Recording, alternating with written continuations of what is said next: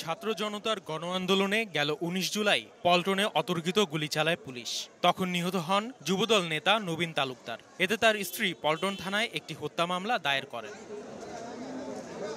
মামলার আসামি হিসেবে বুধবার দুপুরে সিএমএম আদালতে তোলা হয় আওয়ামী লীগের সাংগঠনিক সম্পাদক আহমদ হোসেন ও চট্টগ্রাম বন্দরের সাবেক চেয়ারম্যান রিয়ার অ্যাডমিরাল অবসরপ্রাপ্ত মোহাম্মদ সোহায়েলকে। শুনানি শেষে দুজনের ৪ দিন করে রিমান্ড দেন আদালত। এই আসামিরা আদালতের সামনে তাদের বক্তব্যে এগুলোর সঙ্গে তারা যে জড়িত ছিল না এই ধরনের কোনো সুনির্দিষ্ট বক্তব্য উপস্থাপন করতে পারে নাই। আদালত উভয় পক্ষের বক্তব্য শোনার পর এজাহার এবং রিমান্ডের দরখাস্তের গুণাগুণের উপরে ভিত্তি করে বা পর্যালোচনা করে তিনি আসামিদের বিরুদ্ধে ৪ দিনের রিমান্ড মঞ্জুর করেন।